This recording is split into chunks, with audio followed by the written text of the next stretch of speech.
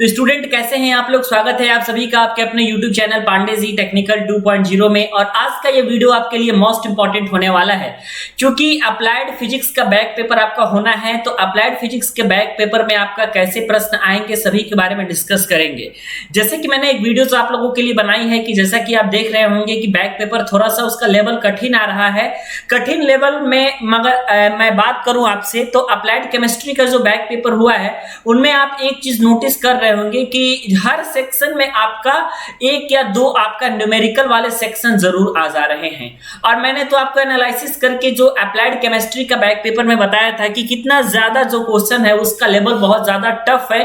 और कुछ ऐसे भी प्रश्न दिए गए हैं जो कि प्रश्न आपके प्रीवियस 10 ईयर के सेट्स में अगर आप देखेंगे तो वैसे प्रश्न बिल्कुल भी आपके सेट में नजर नहीं आएंगे जैसे जैसे प्रश्न आपके केमिस्ट्री में पूछे गए हैं। ठीक है, यानी नॉर्मलता, मोलरता, इस तरीके की जो क्वेश्चंस है आपके, वो सारी चीजें आपसे इसमें पूछ दी गई हैं। लेकिन कोई बात नहीं, अप्लाइड फिजिक्स के हम इंपॉर्टेंट क्वेश्चंस के तौर पे बात करेंगे। जो मैंने केमिस्ट्री के इंपॉर्टेंट क्वेश्चंस आप लोगों को बताए थे उनमें से 30 नंबर का आया था। तो जो स्टूडेंट मेरे कहे गए बातों को फॉलो करके और उसको तैयार किया होगा तो निश्चित तौर पे 25-26 नंबर का वो आराम से बना लिया होगा।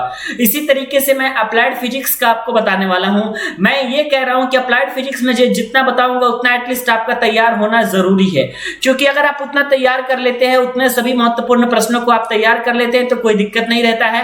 आप आराम से सभी चीजों को हल कर लेंगे, कोई समस्या नहीं रहेगी। एटलीस्ट आप बैक पेपर में 25 प्लस तो मार्क्स आराम से ला ही सकते हैं। ठीक है, बस हमारा रिक्वेस्ट ये है कि आप सभी स्टूडेंट चैनल को सब्सक्राइब कर लीजिएगा। और इसके साथ ही साथ एक वीडियोस मैंने अपने कम्युनिटी में डाली हुई है कि समर ट्रेनिंग करना अच्छा है या नहीं है, समर ट्रेनिंग कैसे करें, कहां से करें। मेरे new channel quick job alert पे, जिसका लिंक में डिस्क्रिप्शन में आपको लिंक भी मिल जाएगा।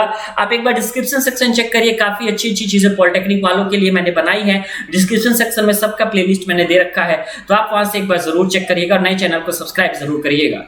यहाँ पे आप देख रहे होंगे पहला क्वेश्चन आप लोग का मैंने दिया है कि वान डेर वाल गैस समीकरण जो आपका होता है P प्लस ए अपॉन में V स्क्वायर इंटू में V minus b is equal to RT, इसमें आप लोगों को A तथा B इन दोनों की विमाएं आपको ज्ञात करनी है। ठीक है, तो वान डेर वाल गैस समीकरण में आपको बीमा ज्ञात करना है A और B का।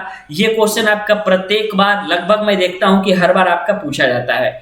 अगले क्वेश्चंस के तौर पे अगर हम बात करें तो आपका अभिकेंद्रीय त्वरण से आप क्या समझते हैं, अभिकेंद्रीय त्वरण के सूत्र की व्युत्पत्ति कीजिए, ये चीज आपसे पूछा गया है। देखिए, सूत्र की व्युत्पत्ति करना, डेरिवेशन करना और न्यूमेरिकल बनाना एटलीस्ट आपको आना चाहिए, क्योंकि आपने केमिस्ट्री के पेपर को देखा होगा तो कुछ बातें आपको समझ में आई होंगी कि न्यूमेरिकल आपके लिए कितना इंपॉर्टेंट रहता है। ठीक है, अगला आपका है विमीय समांगिता के सिद्धांत से आप क्या समझते हैं। देखिए, जड़त्व आघूर्ण का जो प्रमेय वाला क्वेश्चन, इसको आप स्टार टॉपिक के तौर पे नोट कर लीजिएगा।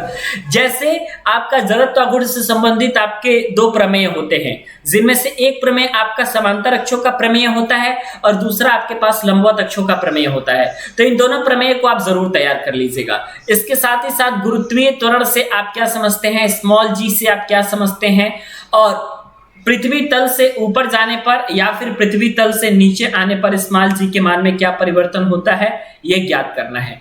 केशिकात्व से आप क्या समझते हैं, यह आपको पता है कि केश नली में चढ़े हुए जल के स्तंभ की ऊंचाई h तथा नली की त्रिज्या r तथा पृष्ठ तनाव में संबंध ज्ञात करिए। ये चीजें आपसे मोस्ट इंपॉर्टेंट है, पूछी जाती हैं।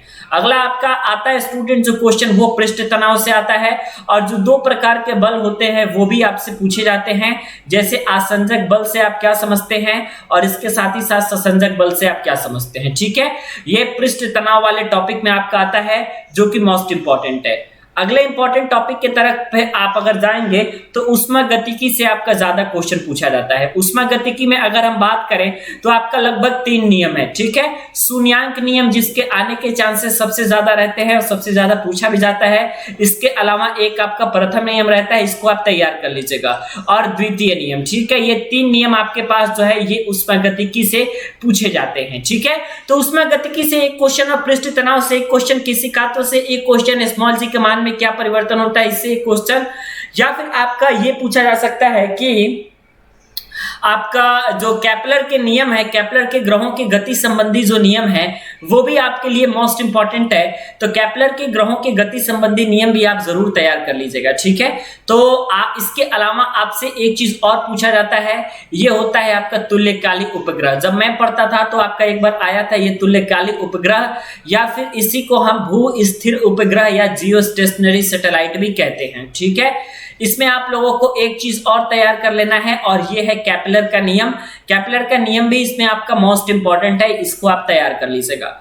उसके बाद अगर आप घर्षण वाले सेक्शन पे आएंगे तो स्थैतिक घर्षण से आप क्या समझते हैं और गतिक घर्षण से आप क्या समझते हैं, ठीक है। स्थैतिक घर्षण और गतिक घर्षण से आप क्या समझते हैं, ये चीज आपसे पूछा जाता है। तो घर्षण में भी आप इसको परिभाषा ही याद करिएगा नॉर्मल, आप आराम से अगर इतना चीज तैयार कर लेते हैं। मैं ये नहीं कहता कि 50 में 50 आपका क्वेश्चन जो मैं बताया हूं आप इसको नोट कर लीजिएगा, तो आप इसको तैयार कर लीजिएगा तो 50 आउट ऑफ 50 आएगा, बिल्कुल नहीं मैं ऐसा रहा हूं। लेकिन आप हमेशा याद रखिएगा कि आप एटलीस्ट पास हो जाएंगे बैक पेपर में, और बैक पेपर में पास होना ही सबसे ज्यादा इंपॉर्टेंस की बात होती है, ठीक है।